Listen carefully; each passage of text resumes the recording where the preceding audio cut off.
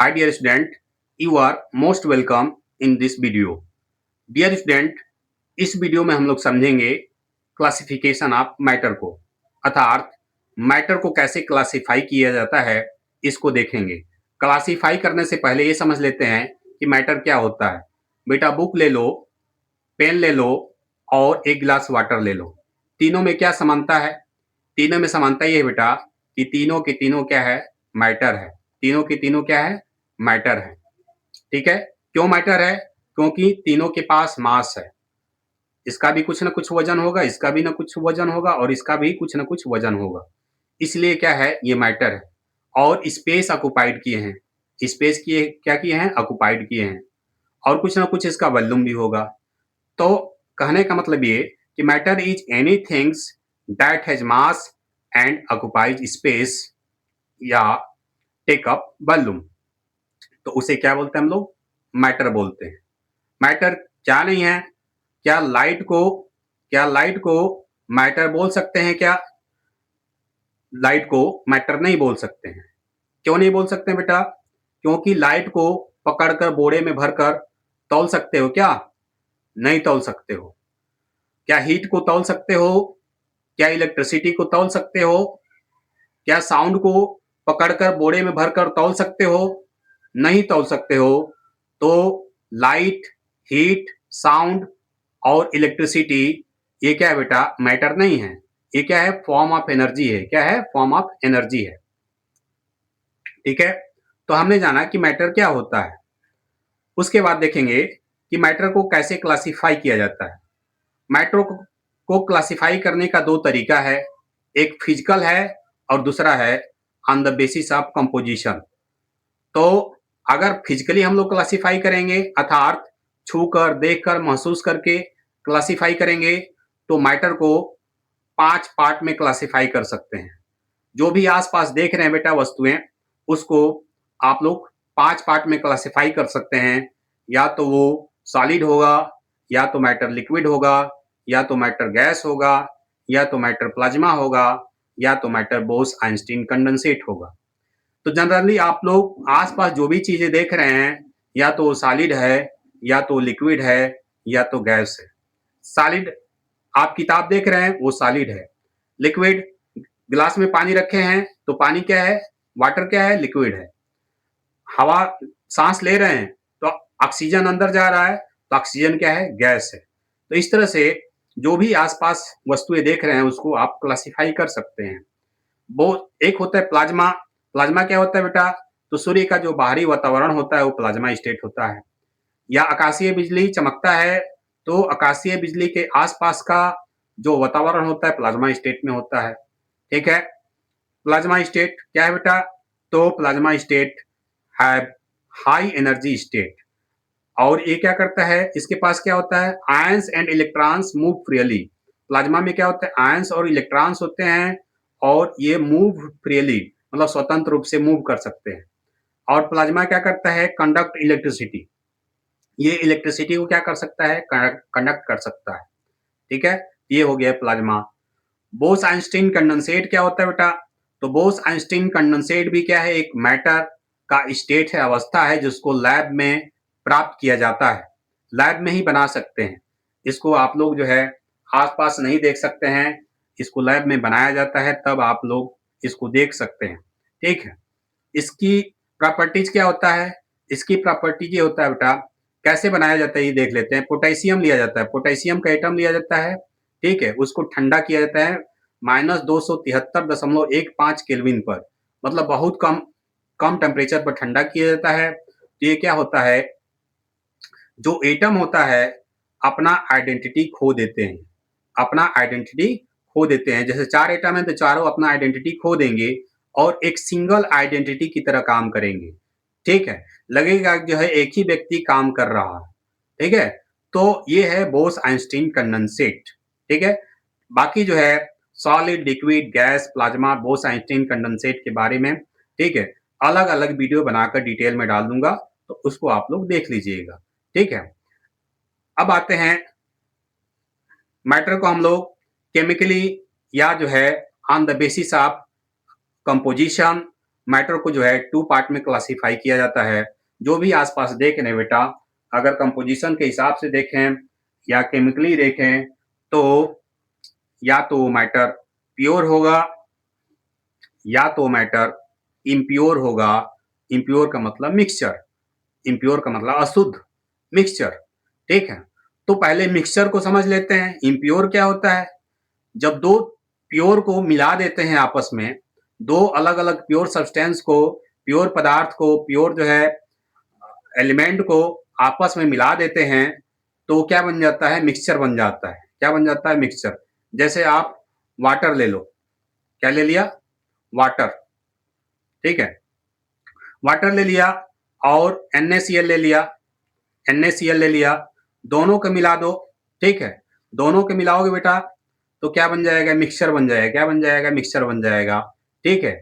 नमक और पानी को मिलाया, मिक्सचर बन गया। कैसा मिक्सचर बनेगा? नमक पूरा पानी में घुल जाता है, मिल जाता है, पता ही नहीं चलता है कि कहाँ गायब हो गया नमक, ठीक है? मतलब वो यूनिफ़ॉर्मली डिस्ट्रीब्यूट हो जाता है, ठीक है? उसको छान कर अलग नहीं कर सकते हैं दोबारा नमक को, तो इसको बोलते हैं होमोजेनियस मिक्सचर। क्या बोलते हैं? Homogeneous mixture. होमोजेनियस मिक्सचर में क्या होता है? यूनिफ़ॉर्म कंपोज़िशन थ्रू आउट होता है।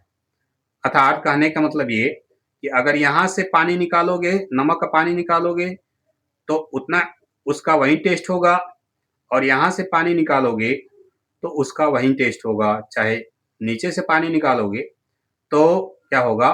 टेस्ट वही होगा, ठीक है? तो ये होता है होमोजेनियस मिक्सचर। हेटेरोजेनियस मिक्सचर क्या है बेटा?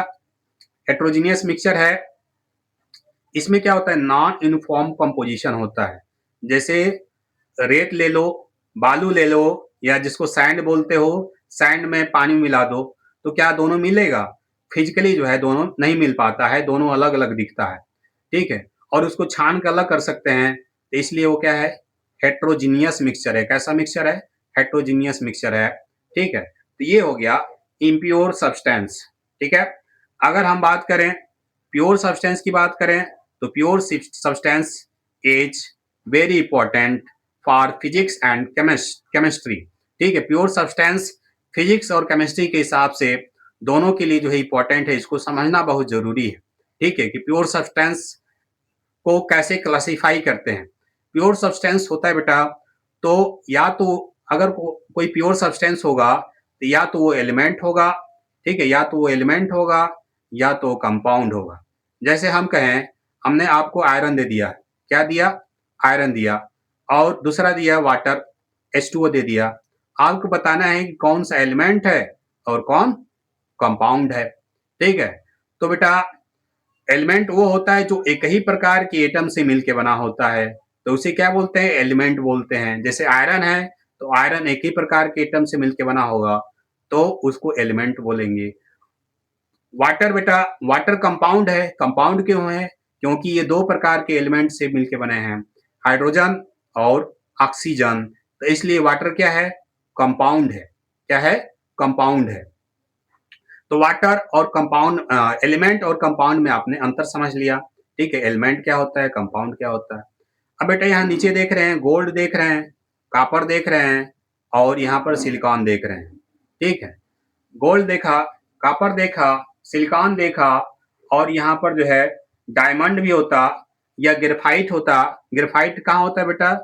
जो पेंसिल यूज करते हैं ना, उसमें ग्रेफाइट होता है। तो इसमें कॉमन क्या है? ये गोल्ड हो गया, सिलिकॉन हो गया, कॉपर हो गया, या डायमंड ले लो या ग्रेफाइट ले लो, ये सब में कॉमन क्या है बेटा? कॉमन ये है कि ये सब के सब क्या है? एलिमेंट है। क्या है? एलिमेंट है।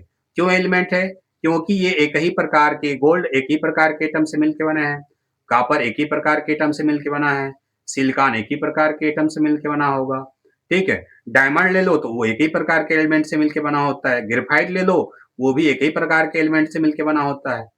तो ये सब के सब जो है एलिमेंट है, क्योंकि ये एक ही प्रकार के एटम से मिलकर बना होता है, इसलिए इसको एलिमेंट बोलते हैं, ठीक है? तो क्या गोल्ड का एटम, कॉपर का एटम, दोनों का एटम समान होगा? समान नहीं होगा।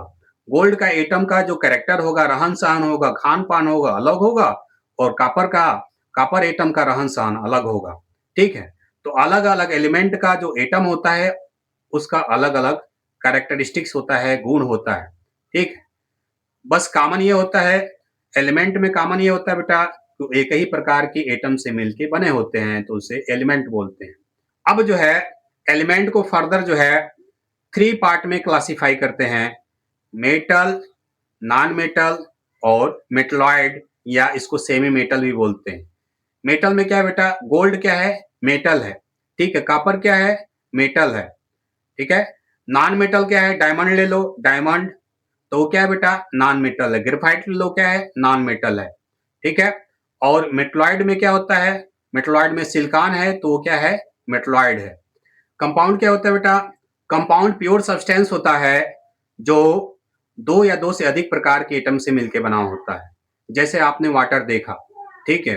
वाटर क्या है, एक कंपाउंड है। क्यों कंपाउंड है, क्योंकि इसमें दो या 2 से अधिक प्रकार के एटम है, मतलब हाइड्रोजन और ऑक्सीजन 2 प्रकार के एटम है, इसलिए कंपाउंड है, ठीक है? कंपाउंड भी जो है क्या होता है बेटा, इसको कंपाउंड को भी जो है 2 पार्ट में क्लासिफाई करते हैं, ऑर्गेनिक कंपाउंड और इनऑर्गेनिक कंपाउंड, ठीक है? ऑर्गेनिक कंपाउंड क्या होता है, ऑर्गेनिक कंपाउंड क्या होता है, ऑर्गेनिक कंपाउंड उसको कहते हैं जिसमें कार्बन और हाइड्रोजन के बीच में बॉन्ड पाया जाता है। कार्बन और हाइड्रोजन एक साथ होगा तो उसे क्या बोलेंगे, ऑर्गेनिक कंपाउंड बोलेंगे। कार्बन और हाइड्रोजन एक साथ नहीं होगा तो उसे इनऑर्गेनिक कंपाउंड बोलेंगे। या कंपाउंड को जो है इस तरह से भी क्लासिफाई कर सकते हैं, आयनिक कंपाउंड, कोवेलेंट कंपाउंड और ऑर्गेनिक कंपाउंड, ठीक है?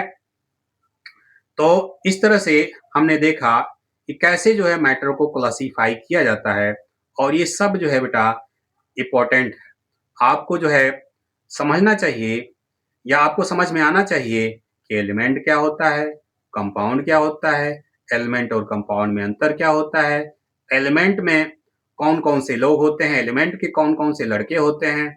एलिमेंट के 3 लड़के होते हैं, मेटल, नॉन मेटल और मेटलॉइड, सेमी मेटल, ठीक है? कंपाउंड के कितने लड़के होते हैं, तो कंपाउंड के यहाँ पर जनरली जो है आयनिक कंपाउंड होते हैं, कोवेलेंट कंपाउंड होते हैं, ऑर्गेनिक कंपाउंड होते हैं, या कुछ बुक में जो है ऑर्गेनिक कंपाउंड और इनऑर्गेनिक कंपाउंड भी लिखा है, ठीक है?